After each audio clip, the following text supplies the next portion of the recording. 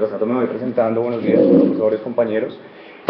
Mi nombre es Guillermo Huasca. A continuación voy a realizar la presentación que el Grupo 4 ha preparado en términos del diario del profesor, correspondiente a la actividad 5.3 y bajo la asesoría de la profesora Patricia Cifuentes. La presentación la voy a desarrollar en tres diferentes momentos. En el primer momento abordaré aspectos cognitivos del diario del profesor, lo que corresponde al grafo de los criterios de logro, a los indicadores de logro, al agrupamiento, posteriormente a los aspectos afectivos relacionados con los niveles de activación de las expectativas de tipo afectivo, y por último pues me referiré a la toma de decisiones. Para iniciar, en relación con los aspectos cognitivos voy a trabajar como ejemplo una de las actividades del primer objetivo, pues haciendo la aclaración que el mismo tratamiento que le hicimos a esta tarea pues la abordamos para los demás. El primer objetivo hace referencia al reconocimiento de la función cúbica en términos de cuando son funciones que representan fenómenos de optimización y cuando fenómenos de crecimiento en sentido estricto. Allí se puede observar la caracterización del grafo el grafo que caracteriza ese objetivo, y en la tarea pues nosotros le proponemos al estudiante una animación en GeoGebra donde aparece la representación simbólica de una función cúbica, la respectiva representación gráfica y unos deslizadores que hacen modificaciones sobre los coeficientes de la expresión simbólica.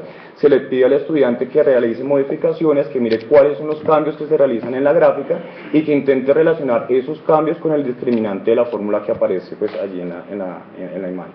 En ese sentido, esa tarea pues nos permite activar este camino de aprendizaje, que es importante porque vamos a tener en cuenta 15 secuencias de capacidades que más adelante se nos van a convertir en los criterios de logro, con los respectivos errores que nos van a dar información sobre los niveles de activación de esos criterios de logro. Entonces, tenemos acá una imagen del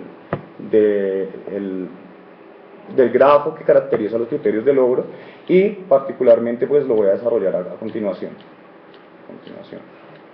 Bueno, entonces para iniciar, el estudiante debe reconocer la información dada, la solicitada, el tipo de variables en el marco de una función cúbica. Entonces nosotros vamos a decir que es una activación total si el estudiante efectivamente logra cumplir con esa acción, pero es una activación parcial si incurre, por ejemplo, en el error número 1. Pues cuando el estudiante confunde la variable dependiente con la independiente. Pues una activación nula cuando el estudiante incurre en el error 49 relacionado con confundir la información que se le está dando en el problema. Posteriormente debe tomar una decisión, dado que es un criterio de logro asociado a una decisión. Pues lo que sucede es que solamente le asignamos dos niveles de activación. Un nivel de activación total, que es cuando el estudiante elige los procedimientos que va a desarrollar de acuerdo con la información que se le dio, el tipo de representación, y es nulo cuando pues simplemente no puede tomar la decisión y se frena en el proceso para continuar la tarea. Más adelante, pues el estudiante debe verificar que la información que se le está dando en el problema es suficiente o es insuficiente para abordar otros sistemas de representación. En este caso, solamente tenemos un error asociado, por lo tanto, solamente determinamos dos niveles de activación. Entonces, total cuando logra esa acción, y es nulo cuando incurre en el error 88, y es asumir información en el problema que no corresponde con lo que se le está dando. Ese mismo procedimiento de criterios de logro y niveles de activación lo desarrollamos para cada uno de los criterios de logro que aparecen en la tarea. Entonces, aquí un esquema de cómo se activan estos criterios de logro y los posibles errores que hacen los niveles de activación. Eso nos permitió pues entablar para el diario del profesor en el formato pues el grafo que aparece, donde pues el profesor va a recolectar información importante para la toma de decisiones. ¿Por qué? Porque, por ejemplo, si en una de esas tomas de decisiones se da cuenta que efectivamente el circulito, o bueno, lo rellena haciendo uso de la estrategia del semáforo con rojo, pues él va a tener que tomar algunas decisiones, va a tener que implementar algunas ayudas. Si aparece en amarillo, pues va a decir, bueno, puedo continuar, pero con alguna precaución, y si aparece en verde, pues puede continuar en la consecución de las metas que se pretenden. Asimismo, nos permitió abordar esta tabla, en la cual pues vamos a asociar el porcentaje de estudiantes que se encuentran en cada uno de los niveles de activación, un espacio para las observaciones y algo muy importante que tiene que ver con el tamaño de la muestra. Esto es importante porque dado que nosotros estamos teniendo un esquema de evaluación formativa, nos interesa tener información que nos permita, tanto para nosotros como para los estudiantes, darnos cuenta de cuáles son esos aciertos que están presentando los estudiantes y cuáles son las dificultades. Entonces, por ejemplo, cuando un estudiante tiene una activación total en un criterio de logro, pues vamos a tener 2, cuando tiene una activación parcial va a ser 1, cuando es nula, pues vamos a tener 2 muestras de los trabajos de los estudiantes.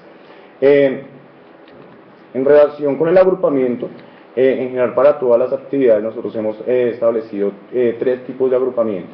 En el primero, en un primer momento, pues los estudiantes se enfrentan a la tarea de forma individual. Entonces, en el caso de la tarea que tengo como ejemplo, pues van a mover los deslizadores, van a establecer relaciones, posiblemente las soluciones a los cuestionamientos que se le están dando. Posteriormente trabajan en parejas, o en general en grupo, en el caso particular de la tarea en parejas, y ahí van a discutir sus hallazgos. Entonces, no, mire, yo me di cuenta que cuando movía el coeficiente A pasaba tal cosa, cuando movía el coeficiente B sucedía tal otra, y van a llegar a algunas conclusiones que más adelante van a compartir con el grupo en general y bajo la guía del profesor para entablar pues acuerdos, ver cuáles fueron esas dificultades, comunicar esas dificultades, los errores en los cuales incurrieron y pues seguramente llegar a acuerdos sobre la tarea. ¿Listo? En relación con los aspectos afectivos, recordemos que nosotros entablamos o establecimos 4 diferentes expectativas de tipo afectivo y para cada una de ellas sus respectivos niveles de activación.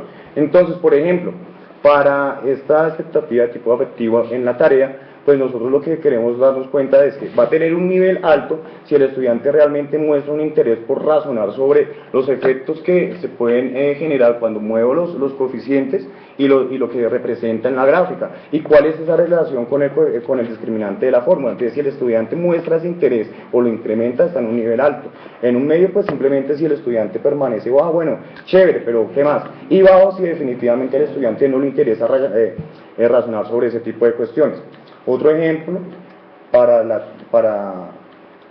expectativa de aprendizaje, en la expectativa de tipo afectivo número 3, en este caso, pues si el estudiante valora la utilidad del concepto de punto crítico para poder determinar cuándo esa función es de crecimiento o decrecimiento, en un nivel medio, pues definitivamente pues, le da como igual, y bajo, pues si el estudiante realmente no se interesa por el valor o la utilidad del concepto de punto crítico. Eso nos permitió pues en el formato del diario del profesor entablar la tablita donde pues vamos a asignar el porcentaje de estudiantes que se encuentran en cada uno de los niveles de activación para cada una de las expectativas de tipo afectivo. Asimismo también abordamos con la misma estructura el matematógrafo, donde pues el profesor va, de acuerdo a la percepción que tenga sobre la actividad, sobre la tarea, pues va a consignar la información que él considere. Por ejemplo, para el primero pues ver la utilidad de la tarea pues va a ser importante porque pues va a poder relacionar esos coeficientes con el discriminante y los cambios que se producen en la gráfica para poder discriminar ese tipo de funciones. En relación a la toma de decisiones, en el formato del diario del profesor, nosotros marcamos 3 grandes espacios. En el primero, pues uno que hace referencia a los aspectos cognitivos. Aquí puede ser, por ejemplo, que el profesor se dio cuenta que en uno de los criterios de logro aparecía con rojito, entonces debe empezar a implementar esas ayudas, debe ver qué fue lo que sucedió. Asimismo que, por ejemplo, el profesor, algún estudiante le haga alguna pregunta relacionada con algún procedimiento, con algún concepto particular. Entonces, eso es lo que vamos a consignar en esta parte. La segunda parte, pues, tiene que ver relacionado con los aspectos afectivos. Una típica pregunta que le haga un estudiante: uy, profe, pero para mí, ¿para qué me sirve eso? ¿Para qué me sirve eso? Entonces, pues, el profesor debe tomar la decisión. No, mira, hay muchas situaciones en la vida real donde uno debe tomar decisiones sobre una mejor opción y, pues, cuando uno habla de este tipo de funciones, pues también es válido considerar eso. Y un tercer momento, pues aspectos que pues son extracurriculares, por ejemplo, en esta actividad, considerar la posibilidad de que vamos a manejar un sistema, vamos a manejar GeoGebra y pues posiblemente se puede ir la luz o no de la cantidad de computadores suficientes o este tipo de cuestiones, entonces pues también se van a registrar. Y estas son nuestras referencias. Gracias.